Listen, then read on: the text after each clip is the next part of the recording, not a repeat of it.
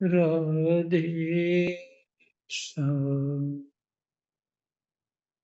जय जय राधे श्याम।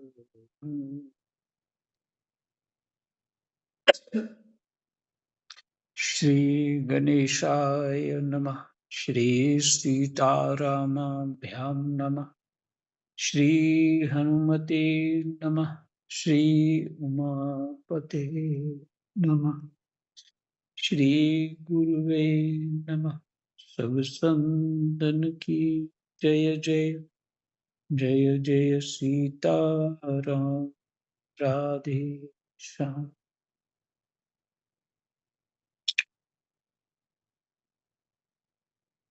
श्रीमद् भागवत महापुराण महात्म्य में दूसरा अध्याय श्लोक संख्या 53। सनकादि ने कहा, देवऋषि आप चिंता ना करें, मन में प्रसन्न हो। उनके उद्धार का एक सरल उपाय पहले से ही विद्यमान है। उनके उद्धार का एक सरल उपाय पहले से ही विद्यमान है। एक इन्होंने कहा, सनकादि ऋषियों ने। नारद जी आप धन्य हैं। आप विरक्तों के शिरोमणि, श्री कृष्णदासों के शाश्वत पथ प्रदर्शक एवं भक्ति योग के भास्कर हैं। आप धन्य हैं। आप विरक्तों के शिरोमणि हैं। श्री कृष्णदासों के शाश्वत पथ प्रदर्शक एवं भक्ति योग के भास्कर है। भास्कर मैंने भगवान सूर्य, मैंने आप जहां होंगे वहां भक्ति का प्रकाश होगा। आप भक्ति के लिए तो उद्योग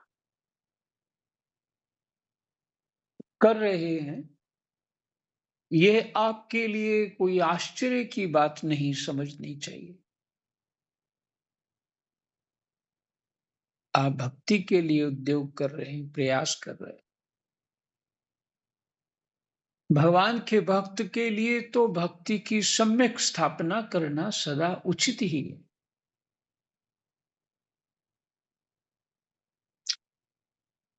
ऋषियों ने संसार में अनेकों मार्ग प्रकट किए हैं, किंतु वे सभी कष्ट साध्य हैं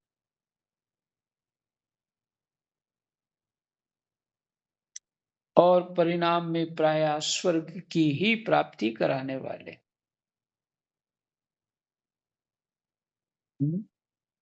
ऋषियों ने संसार में अनेकों मार्ग प्रकट किए, किंतु वे सभी कष्ट साध्य हैं और परिणाम में प्रायः स्वर्ग की ही प्राप्ति कराने वाले। अभी तक भगवान की प्राप्ति कराने वाला मार्ग तो गुप्त ही रहा है। उसका उपदेश करने वाला पुरुष प्रायः भाग्य से ही मिलता है। आपको आकाशवाणी ने जिस सत्कर्म का संकेत किया है उसे हम बतलाते। आप प्रसन्न और समाहित चित्त होकर सुने। सनकादि ऋषि ये बद्रिकाश्रम चले गए थे तप करने के। नारद जी वहां भगवान सनकादि ऋषि प्रकट हो जाते हैं। ये वार्ता होती है।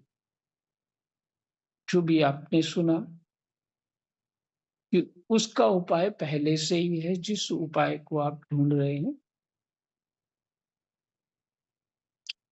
और जो वैदिक मार्ग है ऋषियों द्वारा रचे गए हैं, वो स्वर्ग तक ही उसकी पहुंच है। तो ये जो गुप्त मार्ग है भगवत प्राप्ति का, ये तो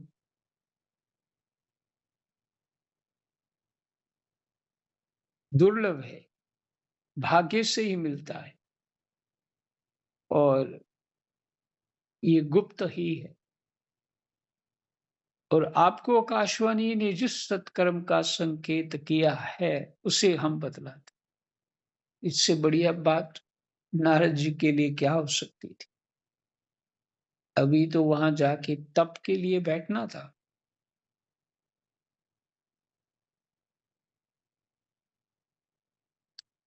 तो ये चारों महापुरुष 5-5 साल की अवस्था है इनकी, वो प्रकट हो जाते हैं। छोटे 5 साल का बच्चा कितना अच्छा लगता है। अभी तो उसको क्या करना ठीक है, क्या गलत है, अभी सिर्फ इसी पहुंच तक 5 साल में जीव पहुंच पाता है। 5 साल के बाद उसको अपने कर्मों कर्म जो भी करेगा उसका हानि लाभ उसको प्राप्त होता है। उससे पहले जो बच्चा 5 साल से पहले कोई जो जैसा कर्म करेगा वो उसके उसके हानि लाभ के, पाप पुण्य के माँ-बाप ही अधिकारी होते हैं। 5 साल के बाद बच्चे को ये नियम लागू हो जाता है।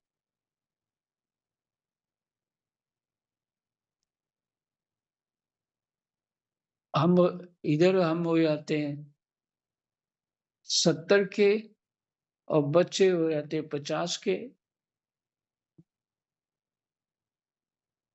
फिर भी कहते हैं कि नहीं, ये बच्चे हैं, समझ नहीं है इनको।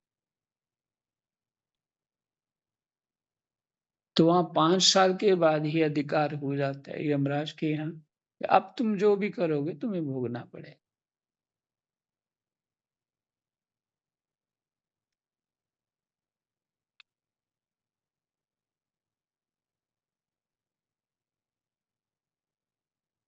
नारद जी द्रव्य यज्ञ, तपो यज्ञ, योग यज्ञ और स्वाध्याय रूप ज्ञान यज्ञ, ये सब तो स्वर्ग आदि की प्राप्ति कराने वाले कर्म ही हैं और संकेत करते हैं, कर्म की ही और संकेत करते हैं।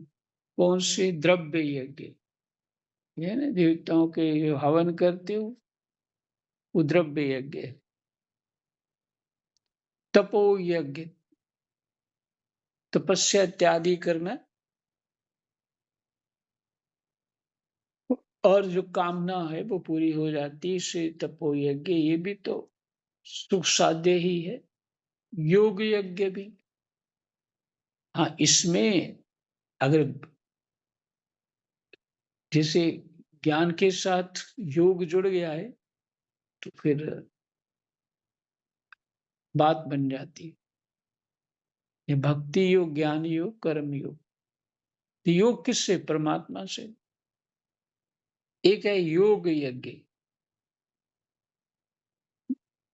तो योगाभ्यास इत्यादि उसको भी यज्ञ, और स्वाध्याय रूप ज्ञान यज्ञ, ये सब तो स्वर्ग आदि की प्राप्ति कराने वाले कर्म ही हैं और संकेत करते हैं, कर्म की और संकेत करते हैं। कौन से कर्म? स्वर्ग आदि की प्राप्ति कराते हैं, है ना। ये सरल अर्थ है इसका। द्रव्य यज्ञ, तपो यज्ञ, योग यज्ञ और स्वाध्याय रूप ज्ञान यज्ञ।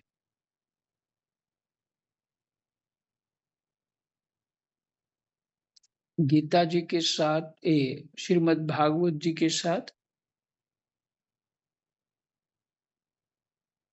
हमें ब्रह्म सूत्र भी पढ़ने की आवश्यकता है। और उपनिषद और जानकारी के लिए कुछ और भी ग्रंथ होते हैं। फिर भागवत जी पढ़ेंगे तो पूरा समझ में आ जाता है कि देखिए हम इसी इनको की भगवत प्राप्ति का कारण साधन मान लेते हैं। प्रभु कह रहे हैं नहीं, ये भगवत प्राप्ति का साधन नहीं, इस सिर्फ स्वर्ग तक पहुंच है इनकी। परंतु भी कोई इस सरल ये एक उस रूप में है जो इन यज्ञों के फल बताए गए हैं, उस रूप में लौकिक पारलौकिक सुख के लिए। लेकिन भगवत प्राप्ति के लिए क्या है? 60वां श्लोक है, पंडितों ने ज्ञान यज्ञ को ही सत्कर्म मुक्तिदायक कर्म का सूचक माना है। ज्ञान यज्ञ को, और ऊपर लिखा है स्वाध्याय रूप ज्ञान यज्ञ, है ना? स्वाध्याय रूप पठन पाठन करना, जो शास्त्रों का समझना, ये स्वाध्याय रूप ज्ञान यज्ञ है। और वही भागवत जी का पाठ करना, सुनना सुनाना, ये सत्कर्म में आता है और ये ज्ञान यज्ञ है। ये ज्ञान यज्ञ है और सत्कर्म में आता है। और इसी को जो आकाशवाणी ने सत्कर्म कहा, वो यही है। ये मुक्तिदायक का सूचक माना गया है। ये कर्म मुक्तिदायक माना गया है। वह श्रीमद् भागवत का परायण है। वो क्या है? श्रीमद् भागवत का परायण। देखिए, और साथ में एक सप्ताह परायण होता है, मासा परायण भी होता है, तो 6 मास का भी परायण होता है। 12वें भागवत जी के 12वें स्कंद में इनका वर्णन है। और ये वर्ष परायण भी होता है। तो इसमें परायण शब्द का है, मैंने कोई भी किसी तरह का भी पारायण करें तो उससे भगवत प्राप्ति होगी।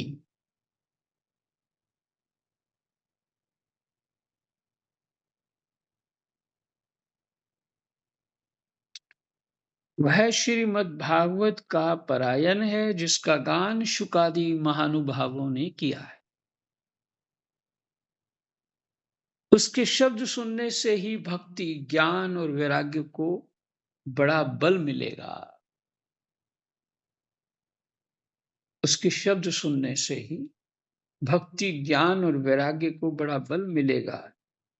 इससे ज्ञान वैराग्य का कष्ट मिट जाएगा और भक्ति को आनंद मिलेगा। सिंह की गर्जना सुनकर जैसे भेड़िए भाग जाते हैं, उसी प्रकार श्रीमद् भागवत की ध्वनि से कलयुग के सारे दोष नष्ट हो जाएंगे।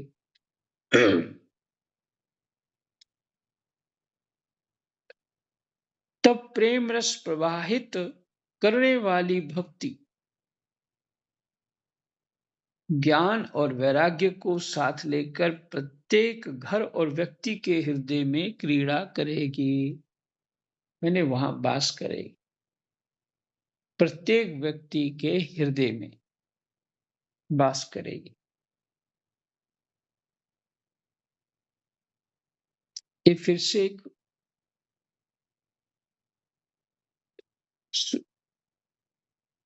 जो श्लोक हैं 2-4, इसको फिर से सुन लीजिए।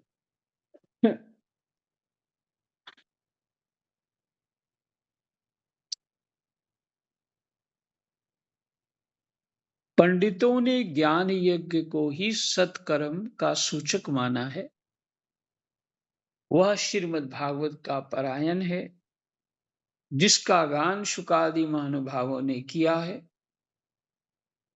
उसके शब्द सुनने से ही भक्ति, ज्ञान और वैराग्य को बड़ा बल मिलेगा। इससे ज्ञान वैराग्य का कष्ट मिट जाएगा और भक्ति को आनंद मिलेगा। सिंह की गर्जना सुनकर जैसे भेड़िए भाग जाते हैं, सिंह की गर्जना सुनकर जैसे भेड़िए भाग जाते हैं, उसी प्रकार श्रीमद् भागवत की ध्वनि से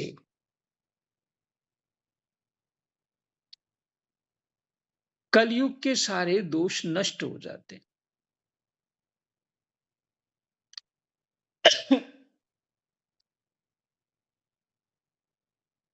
इसको कहें आप, भागवत जी की रचना इस तरह से है, कलयुग के दोष नष्ट हो जाते हैं।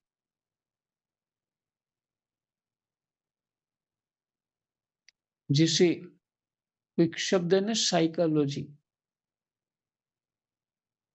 इस तरह से रचना है, हमारे चित्त पे इस तरह से प्रभाव करता है। देखने में तो साधारण शब्द हैं, पर उनकी रचना ऐसे करी गई है, इस तरह से सुनने से वो हमें हमारे पापों का नाश कर देते।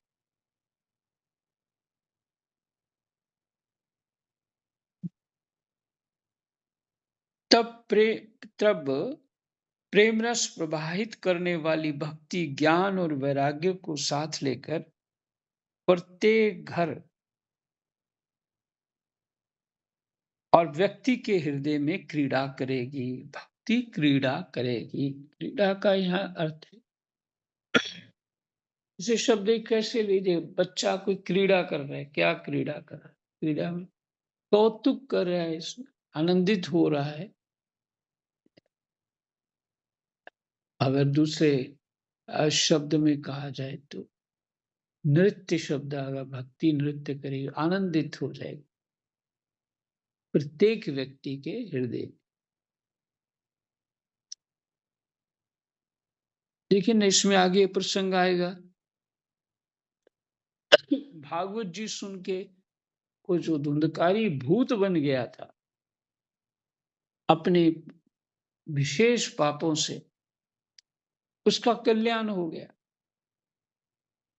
माने वो भगवत रूप हो गया।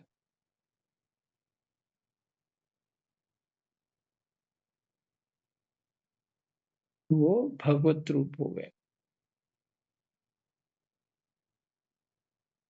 तो समस्त पाप नष्ट हुए तभी ना, पाप भी नष्ट हुए और विशेष कोई पुण्य कृपा लाभ हुआ तभी तो, ऐसे तो संभव नहीं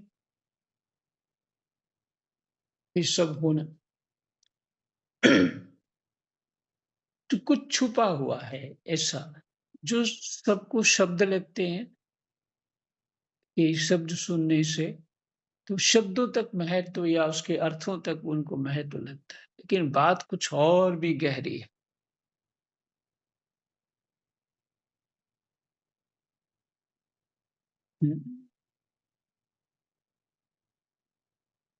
कि श्रीमद् भागवत जी का पाठ करने से, सुनने से भगवत प्राप्ति होती है। यहाँ मुक्ति शब्द लिखा है,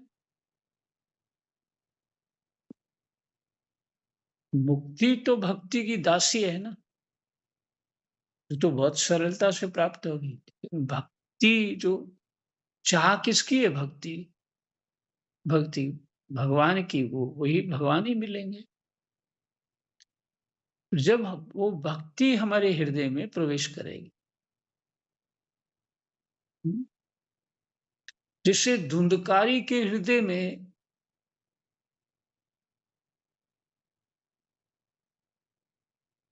जो समस्त प्रकार के अवगुण थे, पाप थे, उसके हृदय में प्रवेश कर गए और उसको भूत बना दिया। तो भागवत जी में यह समर्थ है, मात्र श्रीमद् भागवत जी का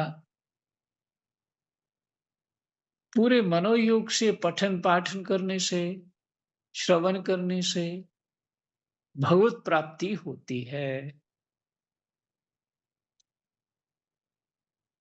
ये सनकादि ऋषि नारद जी से ऐसा रहस्य खोल रहे हैं।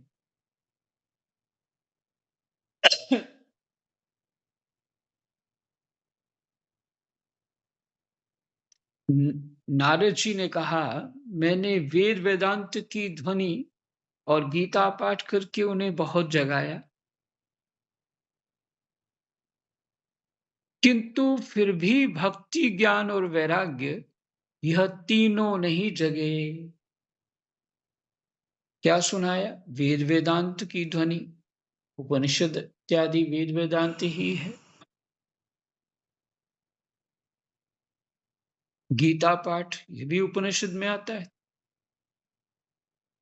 गीता पाठ करके उन्हें बहुत जगाया, किंतु फिर भी भक्ति ज्ञान और वैराग्य ये तीनों नहीं जगे। ऐसी स्थिति में श्रीमद् भागवत सुनाने से वे कैसे जगेंगे?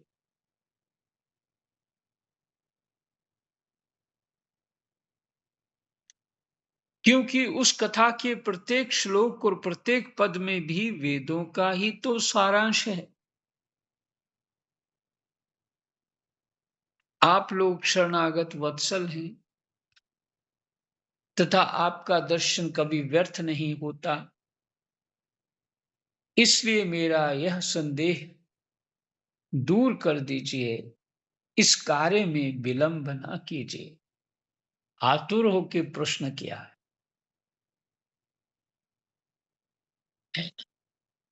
इसका अर्थ है कितनी चाह हो, विलंब ना कीजिए।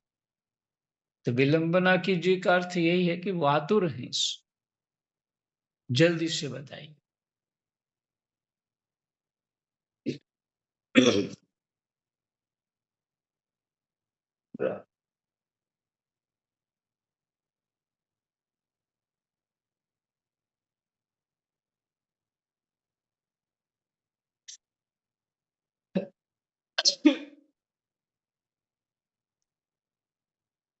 सनकादि ऋषियों से श्री नारद जी ने कहा, जल्दी से बताइए। सनकादि सनकादि ने कहा, श्रीमद् भागवत की कथा वेद और उपनिषदों के सार से बनी है। उपनिषदों के भी सार है ये कथा।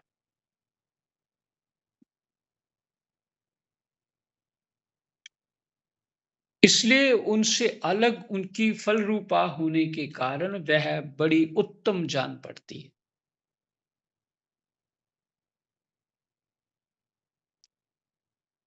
उनका ये फल है, उपनिषदों का सबका सार है।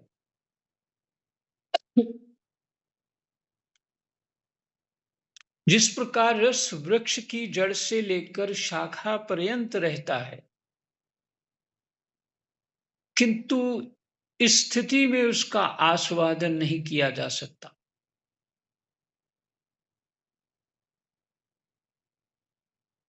जिस प्रकार रस जो है वृक्ष की जड़ से लेकर शाखा पर्यंत रहता है, किंतु इस स्थिति में उसका आस्वादन नहीं किया जा सकता, वही जब अलग होकर फल के रूप में आ जाता है, वृक्ष के ऊपर फल लग जाता है, तब संसार में सभी को प्रिय लगने लगता है। फल जो है तो वृक्ष का फल, आम इत्यादि जो भी होते हैं वृक्ष पे ही उगते हैं।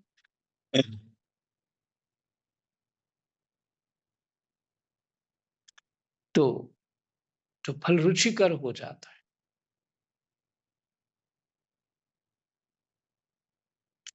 और जब भागवत जी पढ़ते पढ़ते जब बोध ठीक से हो जाता है, तब ये भी समझ आ जाता है कि वैदिक दूसरे कार्य उसकी दृष्टि में, उसके चिंतन में, वो सभी कार्य साधना जैसे हो जाते हैं। उनको इस तरह से समझ आता है उस समय। भागवत जी ठीक से समझ आ जाने पर जो और वैदिक उपदेश है उसका पालन करना चाहिए। वो ये वो भी उनके लिए एक साधन बन जाते हैं, क्योंकि दृष्टि अब वैसी हो गई। अब वो सभी साधनों में, सभी जो साधन वैदिक हैं उसमें जो स्वर्ग प्राप्ति कराते थे, अब वो साधक का ऐसा चिंतन हो गया कि वो भी भगवत प्राप्ति कराने वाले ही दिखते हैं उसको, क्योंकि चिंतन बदल गया।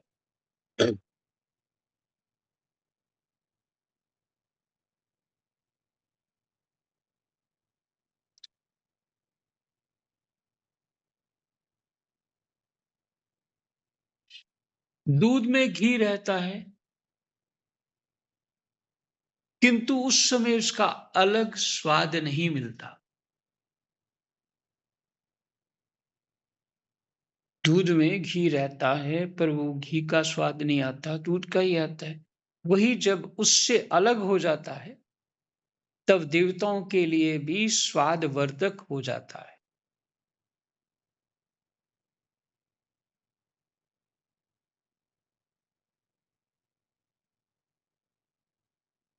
खांड ईख के और छोर और बीच में भी व्याप्त रहती है। गन्ने में खांड तो रहती है, तथापि अलग होने पर उसकी कुछ और ही मिठास होती है। उतनी जैसे गन्ने में मिठास होती है, उससे कई गुना ज्यादा खांड में होती है।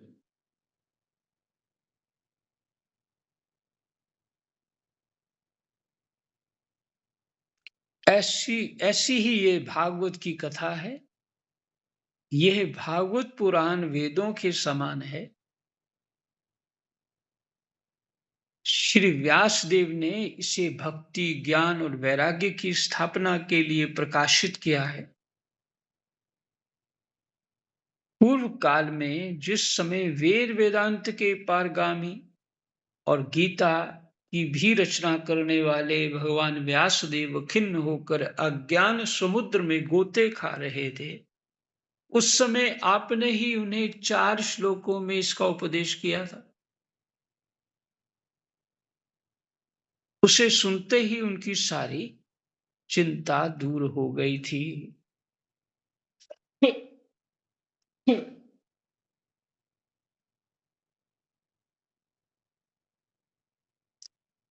और नारद जी ये भूल गए हैं। तो सनकादि ऋषियों ने वो जो 4 श्लोक उपदेश किए थे, कोई स्मरण दिला दिया।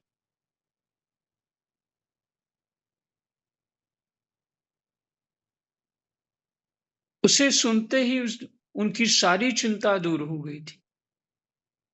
फिर इसमें आपको आश्चर्य क्यों हो रहा है, जो आप हमसे प्रश्न कर रहे? आपको उन्हें शोक और दुख का विनाश करने वाला श्रीमद् भागवत महापुराण ही सुनाना चाहिए। 4 श्लोकों से जो विस्तार हुआ है, जो वेद व्यास जी ने किया। नारद जी ने केवल 4 श्लोक सुनाए थे। उसका विस्तार वेद व्यास जी ने किया था। नारद जी ने कहा, महानुभावों, आपका दर्शन जीव के संपूर्ण पापों को तत्काल नष्ट कर देता है, और जो संसार दुख रूप दावानल से तपे हुए हैं,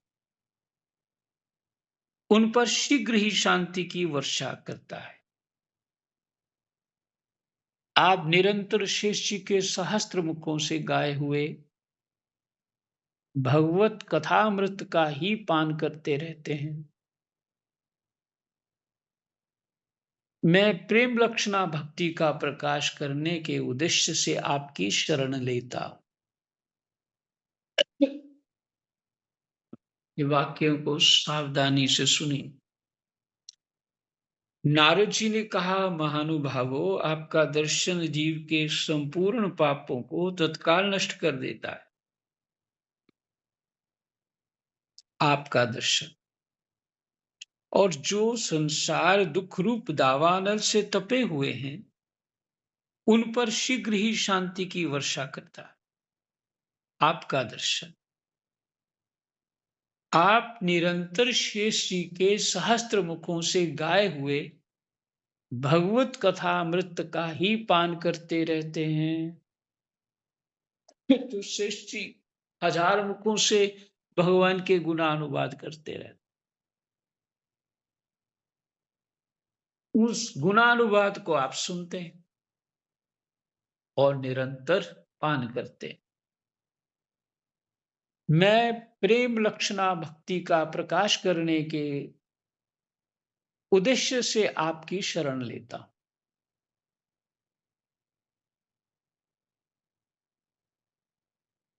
सनकादि ऋषियों की नारद जी ने कहा, मैं आपकी शरण लेता हूं प्रेमा भक्ति प्राप्त करने के लिए। जब अनेकों जन्मों के संचित पुण्य पुंज का उदय होने से मनुष्य को सत्संग मिलता है। नारद जी कह रहे हैं, अनेकों जन्मों के संचित पुण्य पुंज का उदय होने से मनुष्य को सत्संग मिलता है, तब वह उसके अज्ञान जनित मोह और मदरूप अंधकार का नाश करके विवेक उदय होता है।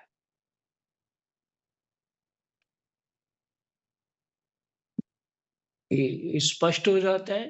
वो रामायण जी की जो छुपाई है, बिनु सत्संग विवेक न होई, राम कृपा बिनु सुलभ न होई।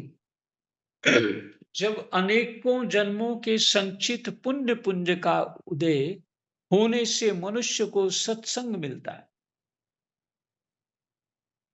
तो वह उसके अज्ञान जनित मोह और मद रूप अंधकार का, मद रूप अंधकार क्या, रूप का मद भी होता, माने ऐसे अपने आप को अच्छा मान लेना, अपने आप को बुद्धिमान मान लेना, अपने आप को श्रेष्ठ मान लेना,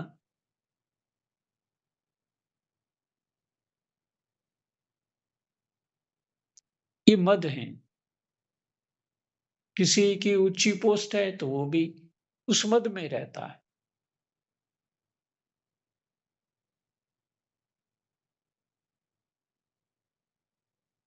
कुछ गुण हो किसी के पास तो वो अपना ही, जो उसको अहम बना रहता है, वो उसका मद है।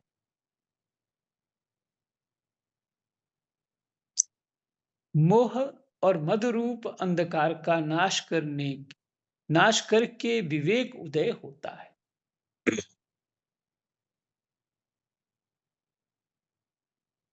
अनेकों जन्मों के संचित पुण्य पुंज का उदय होने से, एक साथ कई जन्मों के पुण्य जो एकत्रित होते हैं जब, तभी सत्संग की प्राप्ति होती है।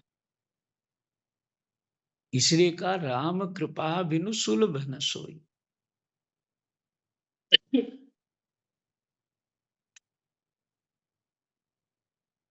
और फिर मद का, मद रूप अंधकार नाश करके विवेक उदय होता है।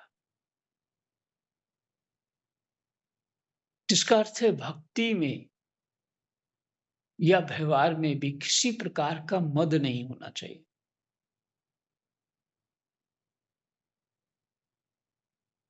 मोह नहीं होना चाहिए। ये अज्ञान से जनित है। मोह और मद। मद तो बुद्धि को अंधा बना ही देता है। वो अपने आप को सोचता है मैं ये हूँ और परमानेंट हूँ। ऐसा हूँ तो ही मैं, बस अब ऐसे ही रहूँगा सदा। ऐसी अंधकारमयी बुद्धि हो जाती है और उसी अकड़ में रहते-रहते मर जाता है। और जिनको मोह होता है वो भी उसी में फँसे हुए, उसी में रहते, उसी में चिंतन करते हुए मर जाते हैं।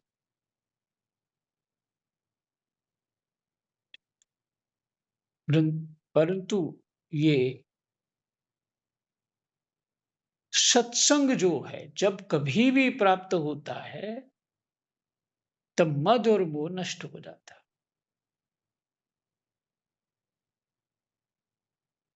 और फिर विवेक उदय होता है। एक तो विवेक साधारण विवेक होता है, जीव को क्या करना है, क्या नहीं करना है। जो जड़ चेतन का विवेक है, जो साधना का विवेक है, वो प्राप्त हो जाता है, जिसको महान विवेक कहते हैं।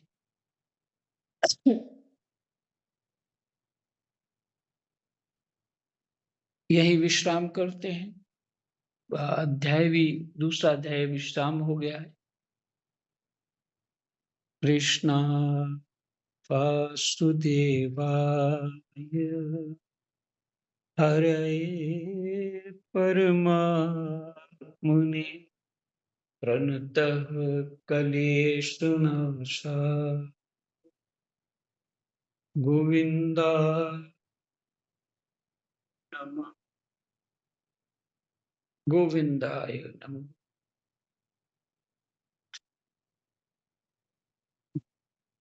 ये पाठ जो आज हमने 53 से किया है 76 तक, ये सावधानी से मनोयोग से सुनने वाला है।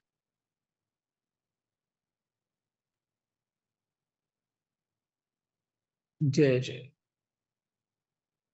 महाराज जी इसकी भी समरी लिखो।